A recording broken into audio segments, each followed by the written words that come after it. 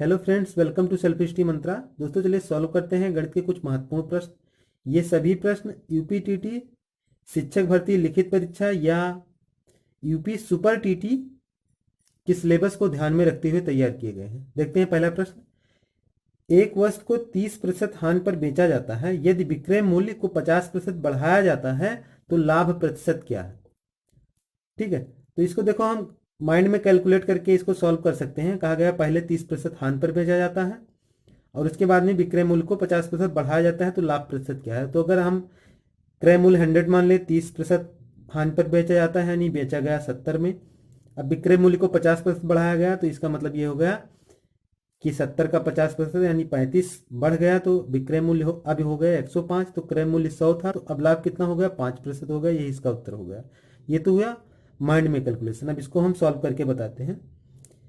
पहले क्या है, वस्तु को 30% हानि में बेचा जाता है। मान लीजिए क्रय मूल्य जो था वो 100 था, क्रय मूल्य 100 रुपये था, 30% हानि, तो 100 पर 30 की हानि, तो विक्रय मूल्य कितना हो गया 100 माइनस 30 यानी हो गया 70। अब 70 रुपये विक्रय मूल्य हो गया। अब कहा गया है यदि विक्रय मूल्य को 50% बढ़ाया जाता है। अब विक्रय मूल्य को अगर 50% बढ़ाया जाएगा तो ये इसका 50% कितना होगा, 35 होगा। कैसे होगा, 70 का 50%, 35। तो ये 50% बढ़ा दिया गया यानी अब विक्रय मूल्य कितना कर दिया गया, 70 प्लस 35 यानी ये हो गया टोटल 105।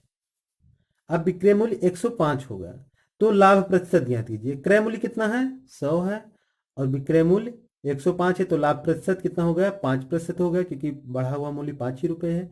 यह हम लिख सकते हैं विक्रय मूल्य यानी 105 माइनस 100 बराबर ये हो गया 5। तो ये हो गया लाभ, तो लाभ गुणे 100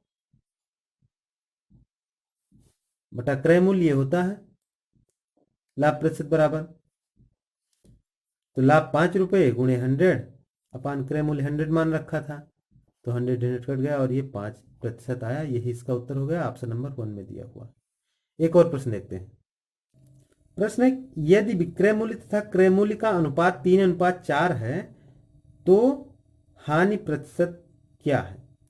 विक्रय मूल्य और क्रय मूल्य का अनुपात दिया है 3:4।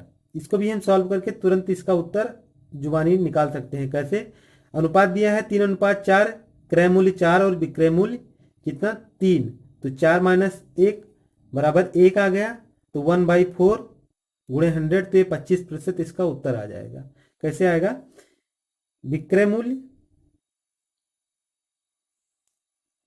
और क्रय मूल्य का अनुपात दिया है 3:4। यह अनुपात दिया है विक्रय मूल्य और क्रय मूल्य का। पहले विक्रय मूल्य उसके बाद क्रय मूल्य। तो हानि प्रतिशत पूछा गया है तो हानि कितनी हुई, क्रय मूल्य माइनस विक्रय मूल्य, 4 माइनस 3, 1 अनुपात की हानि हो गई। अब हानि प्रतिशत क्या हो जाएगी, हानि यानी 1 गुणे 100 अपान क्रय मूल्य 4 है, 4 1 जा 25। तो ये आ गया 25%। यही इसका उत्तर हो जाएगा, ऑप्शन नंबर 4 में दिया हुआ है। एक और प्रश्न देखते हैं। प्रश्न है, किसी संख्या का 12% 960 के 30% के बराबर है।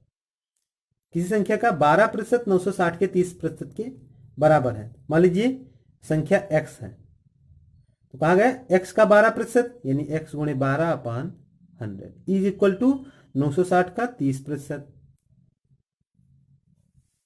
यही बताया गया है, x का 12% 960 के 30% के बराबर है।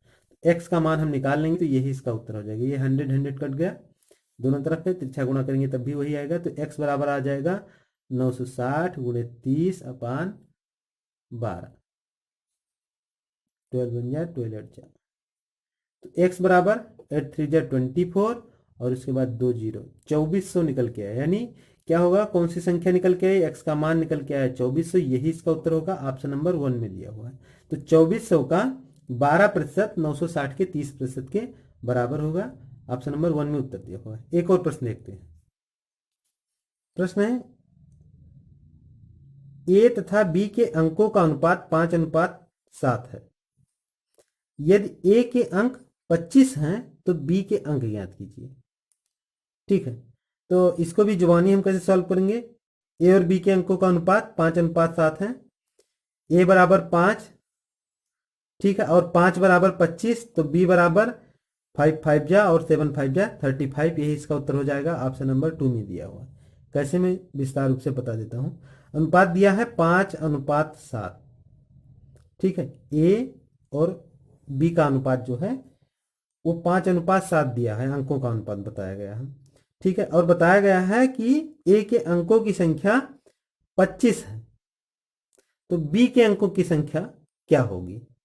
तो बी के अंकों की संख्या कितनी हो जाएगी, ए के अंकों की संख्या 25/5 यानी अनुपात, और 7 अनुपात के बराबर हमें निकालना है तो गुणे 7 कर दिया। कहने का मतलब एक अनुपात बराबर हमने निकाल लिया, 25 5 अनुपात के बराबर 25 था, तो एक अनुपात के बराबर निकाल लिया, 25/5 हो गया। और फिर 7 अनुपात के बराबर हमें चाहिए, तो 7 अनुपात के बराबर चाहिए तो हमने 7 से गुणा कर दिया, तो इसका उत्तर आ जाएगा 5 1 जा 5 5 जा 5 7 जा 35। तो ये आ गया 35, यही होगा बी के अंक, यही इसका उत्तर हो जाएगा, ऑप्शन नंबर 2 में दिया हुआ है। एक और प्रश्न देखते हैं। प्रश्न 30% तथा 70% की दो क्रमिक छूट दी जाती है, निवल या नेट छूट प्रतिशत में क्या होगी, यह प्रश्न है। ठीक है, दो छूट दी गई है, 30% और 70% की दो छूट दी गई है, तो ऐसे कुल छूट प्रतिशत कितना होगा। इसके लिए एक फार्मूला है, कुल छूट प्रतिशत बराबर होता है प्रथम छूट यानी 30 प्लस दूसरी छूट यानी 70 माइनस प्रथम छूट गुणे दूसरी छूट अपॉन 100। ये होता है 0 0 ये कट गया, 0 0 कट गया, तो ये आ गया 100 माइनस 21 यानी ये हो गया 79। यही इसका उत्तर हो जाएगा, यानी दो छूट 30% और 70% जो दो छूट होगी वो कुल मिलाकर 79% के बराबर होगी, ऑप्शन नंबर 2 में दिया हुआ है। एक और प्रश्न देखते हैं। प्रश्न है, संलग्न चित्रों में रेखा PAO वृत्त को बिंदु A पर स्पर्श करती है तथा ABCD एक चक्रीय चतुर्भुज है। यदि कोण CAQ बराबर 70 डिग्री है तो कोण ABC है। ठीक है, यहां पर बताया गया है कोण CAQ बराबर 70 डिग्री, CAQ बराबर 70 डिग्री, यानी इस कोण का माप जो बताया गया है ये 70 डिग्री बताया गया है। और पूछा क्या गया है, ABC यानी इस कोण का माप पूछा गया। तो क्या होता है चक्रीय चतुर्भुज में, या जो वृत्त होता है वृत्त के अंदर एक मान लीजिए ये त्रिभुज बना हुआ है, और अगर इस बिंदु पर एक हम रेखा खींचें, ठीक है, तो ये कोण और ये कोण बराबर होगा। अगर हम ये स्पर्श रेखा खींचते हैं इस बिंदु पर, तो ये कोण और ये कोण बराबर होता है। सेम अगर ये कोण और ये कोण बराबर होता है, ये प्रमेय है। तो इसके अकॉर्डिंग अगर हम देखें तो ये कोण कितना आ गया, 70 डिग्री आ गया। अगर ये कोण कोण CAQ अगर 70 डिग्री है तो ये वाला कोण भी 70 डिग्री होगा इस प्रमेय के अकॉर्डिंग। अब अगर ये कोण 70 डिग्री हो गया है तो हमारा ये कोण कितना हो जाएगा, क्योंकि ये चक्रीय चतुर्भुज है, तो चक्रीय चतुर्भुज में कोण D प्लस कोण B is equal to 180 degree होता है। ठीक है, जब स्पर्श रेखा लग रही हो तब क्या होगा, कोण CAQ बराबर कोण CDA होगा, और यहां पर कोण D और कोण B जो होगा उनका 180 डिग्री होता है। तो कोण B का योग क्या हो जाएगा, 180 माइनस कोण D, तो 180 माइनस कोण D का मान 70 डिग्री दिया हुआ है, तो ये आ जाएगा 110 डिग्री। ठीक है, यही इसका उत्तर हो जाएगा, ऑप्शन नंबर 3 में दिया हुआ है। तो हमें बिल्कुल ध्यान रखना है इस प्रमेय को। यहाँ पर ये कोण इसके बराबर है और ये कोण जो है इस कोण के बराबर होता है। तो इस प्रकार से इसका उत्तर जो निकल के आया वो 110 डिग्री निकल के आया। दोस्तों आज की इस वीडियो में इतना ही, मिलते हैं एक नए वीडियो के साथ। अगर ये वीडियो आपको पसंद आया हो तो लाइक कर दीजिए और अपने दोस्तों के साथ जरूर शेयर कर दीजिए। और अगर आपने हमारा चैनल अभी तक सब्सक्राइब नहीं किया है तो प्लीज़ सब्सक्राइब करके बेल आइकन प्रेस कर दीजिए, जिससे कि कोई भी नया वीडियो अपलोड हो तो उसकी जानकारी आपको तुरंत मिल सके। बहुत बहुत धन्यवाद।